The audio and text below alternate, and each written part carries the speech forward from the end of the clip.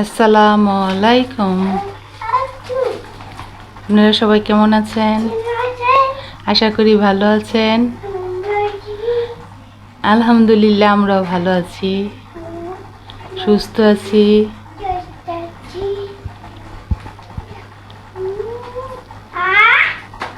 তোমার ফিশ কোথায়? হ্যাঁ, এই যে এখানে 100 গ্রাম জিরা, শাহি জিরা, এলাচ, দারচিনি, তারপর গোলমরিচ, তারপরে এটা হইলো এটা জর্তুকি। এগুলি এখন আমি সবগুলি মিক্সার করে ব্লেন্ডার করে আপনার বুটে দেওয়া যায় এটা, তারপরে মাংস রান্না করলে মাংস দেওয়া যায়। আমি বুটের জন্য, বুট বাগারের জন্য এগুলি করতেছি। এই যে আমার মশলাটা হয়ে গেছে, কত সুন্দর হয়েছে, অনেক সুন্দর একটা ফ্লেভার।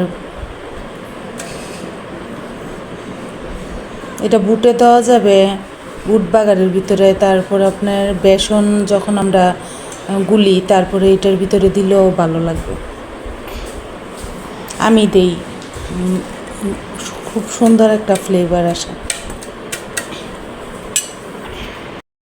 এই, তুমি লিপস্টিক দিছো কেন? হ্যাঁ, রোজার মাসে, রোজার মধ্যে কেউ লিপস্টিক দেয়? আমার কথা শোনা যায় যে, আমার কথা শুনে যাও। তুমি কালকে রাত্রে কি করেছো? হ্যাঁ, রোজা রেখেছো? ও, কালকে রাত্রে আর সে কী করছে, আমি ভোর রাত্রে উঠছি, উঠা বাতি ওই রুমের বন্ধ ছিল, ওরা দুইজনে ঘুমাইতেছে। তারপরে আমি এখানে আইসা তাহাজ্জুদ নামাজ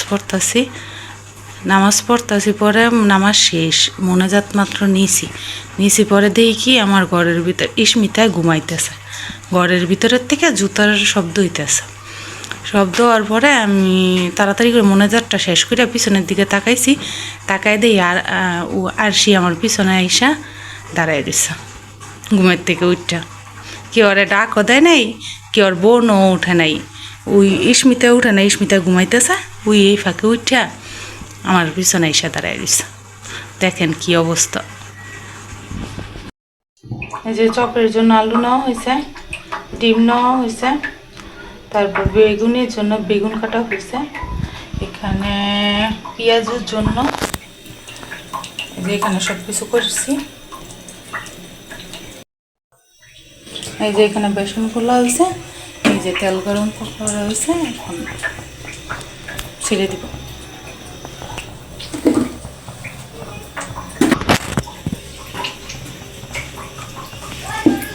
বিসমিল্লাহ।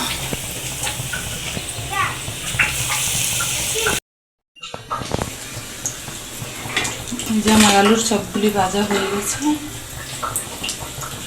এখন আমি বেগুনগুলি সব ছেড়ে দেব।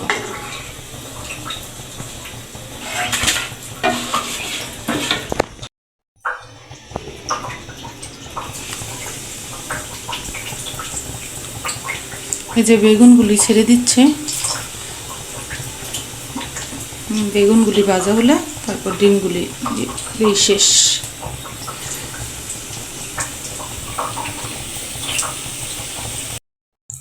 যে বেগুনিগুলি ভাজা হয়ে গেছে, এই যে বেগুনি ভাজা হয়ে গেছে, ডিমের চপ ভাজলাম, পেঁয়াজগুলি দিয়ে দিলাম। এই যে আমার আলুর চপ, পেঁয়াজু, বেগুনি, ডিমের চপ ভাজা হয়ে গেছে।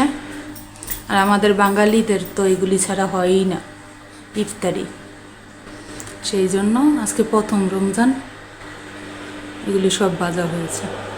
এই যে ছোলা সব কিছু একসাথে মাখিয়ে আমরা খাই। যদি ভিডিওটা ভালো লাগে, লাইক, কমেন্ট অ্যান্ড শেয়ার করবেন। ভালো থাকবেন।